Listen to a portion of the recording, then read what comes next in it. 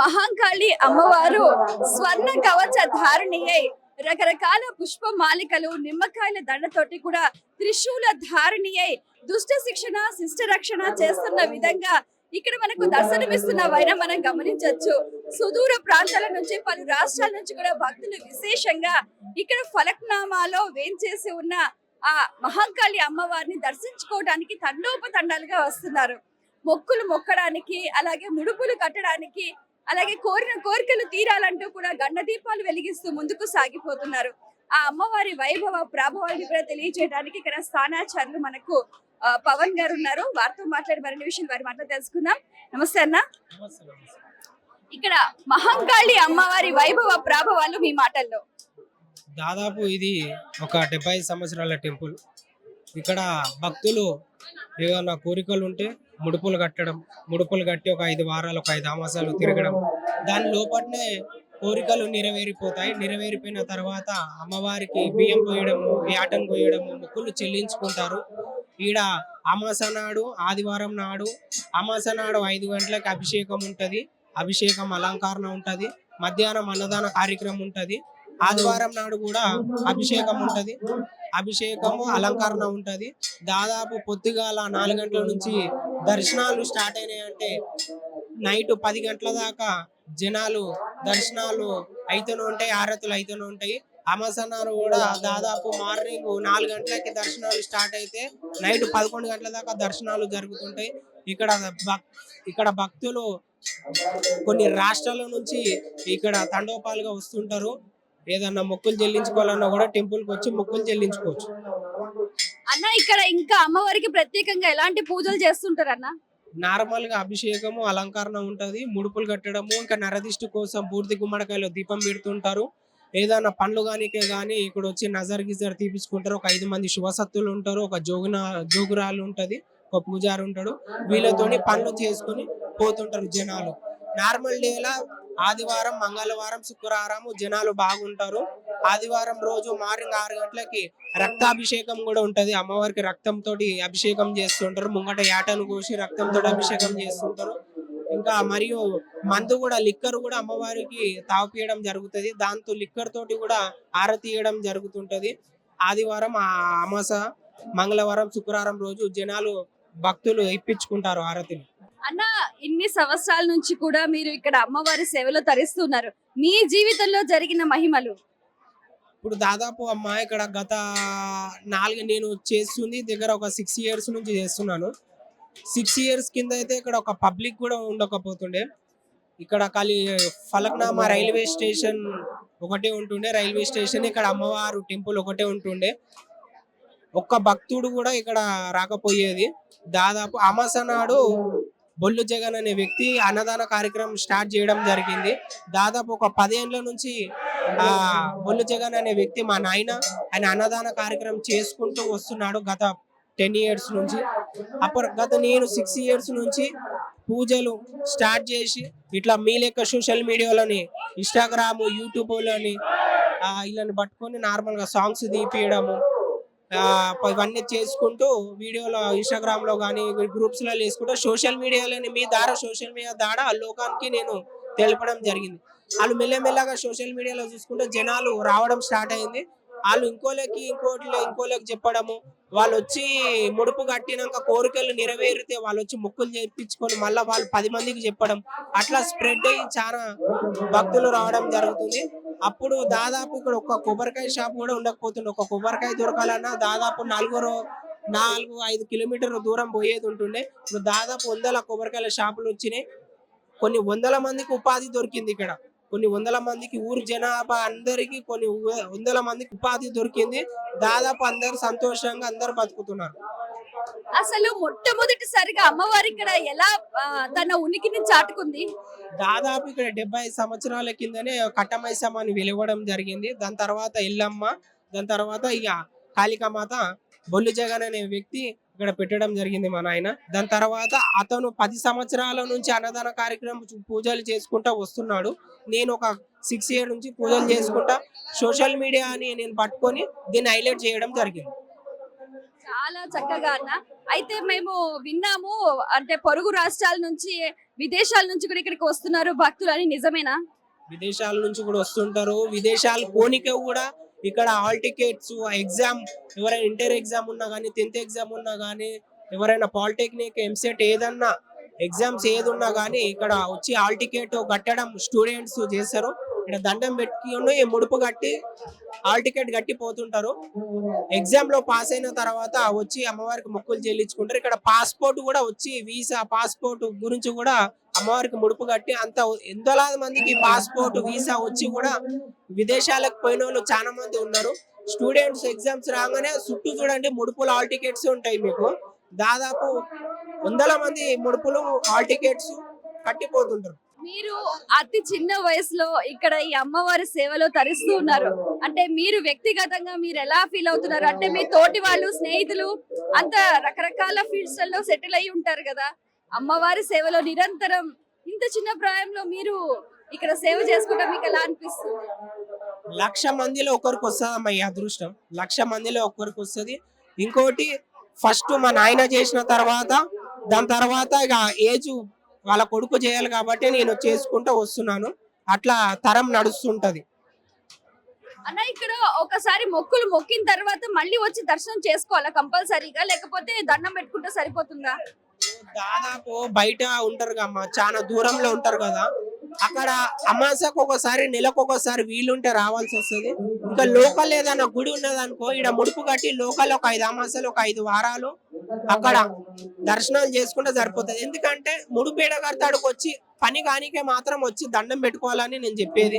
ఎందుకంటే ఈడ ముడుపు కట్టిరు కాబట్టి, ఈ అమ్మవారికి మొక్కిరు కాబట్టి వచ్చి నెలలో ఒక్కసారి వచ్చి వీలు చూసుకొని దండం పెట్టుకొని పోవాలని చెప్పి నాకు ఆశ. అట్లా అన్న, చాలా బాగుంది అన్న. అయితే ఈ రోజు స్పెషల్ గా ఏంటంటే మంగళవారము అమావాస్య, అలాగే మనకి ఇప్పుడు రాబోయే కాలంలో ఆషాఢ మాసం కూడా ప్రారంభం కానుంది. ఇప్పుడు ఇంకా ఎలాంటి ఆషాఢ మాసంలో ప్రత్యేక పూజలు చేస్తారా? ఆషాఢ మాసంలో ప్రత్యేక పూజలు ఉంటది. ఫస్ట్ ఇప్పుడు అమాస స్టార్ట్ అయింది, ఆషాఢం స్టార్ట్ అయింది. దాని ఫస్ట్ గోల్కొండ బోనాలు, దాని తర్వాత బల్కంపేట్, సికింద్రాబాద్ అయిన తర్వాత ఇక్కడ ఓల్డ్ సిటీ బోనాలు అప్పుడు ఇక్కడ బోనాలు చేస్తాం. ఇక దాదాపు దగ్గర ఒక 2-3 వేల బోనాలు ఇడికి వస్తుంటాయి. ఆ రోజు కూడా తండోపాలుగా పూజలు అయితేనే ఉంటాయి. ఆటల దేవుడు, కోడిల దేవుడు బోనాలు అయితేనే ఉంటాయి. కంటిన్యూ ఆషాఢ మాసం మొత్తం అమ్మవారికి పూజలు నడుస్తూనే ఉంటాయి.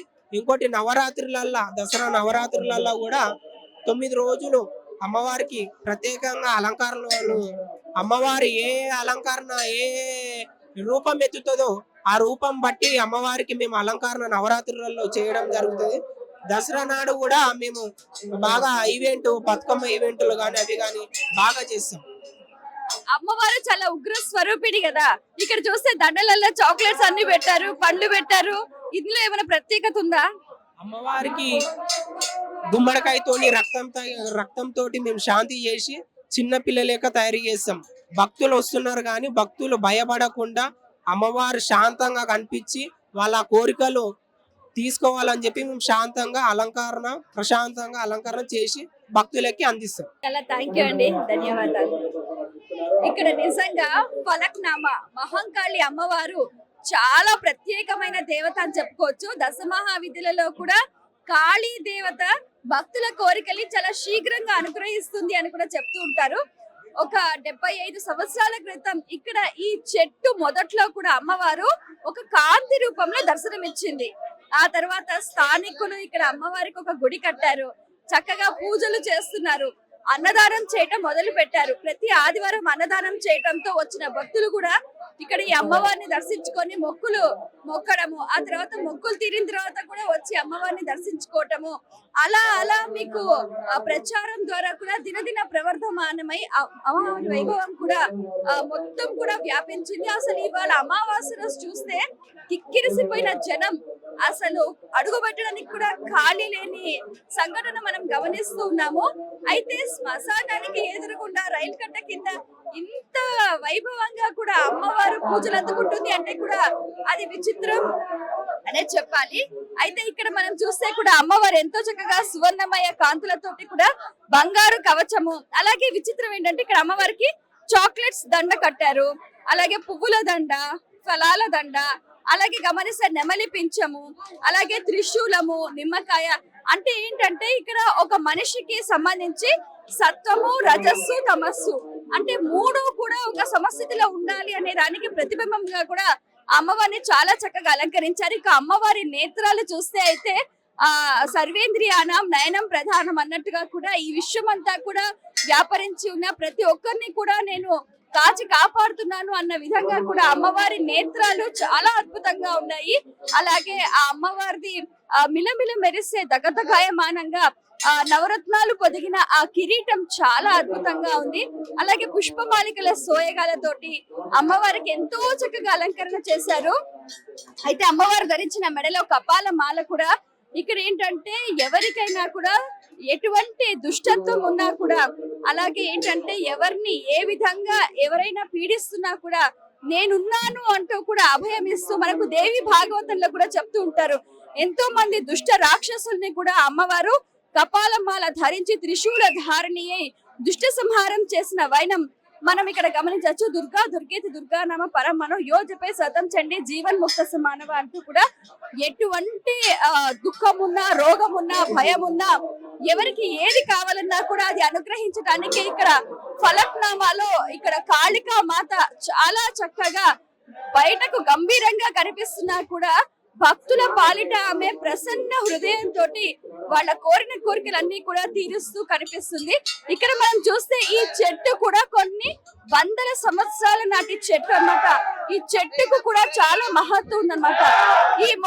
ఈ ఆలయం మొత్తం కూడా ఈ ఒక్క చెట్టే ఆవరించి ఉంది అంటే కూడా అతిశయోక్తి కాదు. కేవలం ఒకే ఒక చెట్టు మొత్తం ఇక్కడ ఈ దేవాలయం మొత్తం కూడా వ్యాపించి ఉంది అంటే మన హైందవ సంప్రదాయంలో కూడా చెట్టు, పుట్ట, మొక్క అన్నిటినీ కూడా మనం పూజిస్తూ ఉంటాం.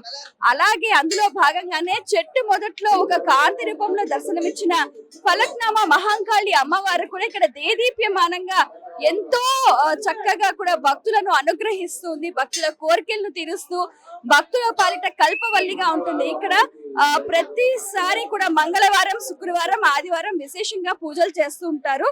అలాగే మనకు ఆషాఢ మాసంలో బోనాల కార్యక్రమం చేస్తుంటారు. దసరా నవరాత్రులలో అమ్మవారికి వివిధ రకాల అలంకరణలు కూడా చేస్తుంటారు.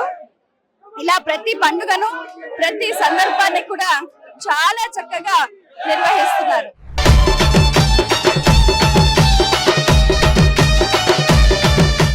జీవితంలో ఎదగాలన్నా, ఇంకా వృద్ధిలోకి రావాలి, నలుగురికి జీవితంలో సహాయపడాలి, అలాగే ఉన్నత స్థాయికి ఎదగాలి అని అంటే కూడా స్వయం కృషితో పాటు కూడా భగవత్ అనుగ్రహం కూడా తప్పనిసరిగా ఉండాలి. అందుకనే ప్రతి ఒక్కరూ కూడా విద్యలో బాగా రాణించాలి అని అనుకున్నా, పెళ్లి కాని వారు పెళ్లి కావాలి అనుకున్నా, ఇల్లు కట్టుకోవాలి అనుకున్నా కూడా, స్థిర చిరాస్తులు వృద్ధి కావాలి అనుకున్నా కూడా ఇక్కడ వచ్చి అమ్మవారికి ముడుపులు కట్టి వారు భక్తితోటి అమ్మవారిని సేవించి ముందుకు సాగిపోతున్న వైన మనం గమనించవచ్చు. నిజంగా చాలా మహత్వం. అమావాస్య చాలా ప్రత్యేకం. ఎందుకంటే అమావాస్య మొత్తం చీకటిగా ఉంటుంది. అంటే ఈ ప్రపంచం మొత్తం అజ్ఞానాంధకరంలో ఉన్నప్పుడు అమ్మవారు ఒక వెలుగు స్వరూపిణి అయి కూడా కాళికా మాత ఎటువంటి దుష్టత్వము కూడా ఇక్కడ ఈ ప్రపంచంలో ఈ దరిదాపులలో లేకుండా ఆ అమ్మవారు రక్షణ అయి మనకు అనుగ్రహాన్ని అందిస్తున్నవైనా మనం గమనించవచ్చు. ఇక్కడ చాలా మందికి కూడా మనము చూస్తే కూడా పూనకాలు రావటము, అలాగే కూడా అమ్మవారు వాళ్ళ మీదకి వస్తుంది అని కూడా చెప్తూ ఉంటారు. అలాగే అమ్మవారిని చాలా ఆర్తితో మనం పూజిస్తే చాలు ఎంతటి కోరికైనా కూడా నెరవేరుతుంది అన్నది ప్రసిద్ధి.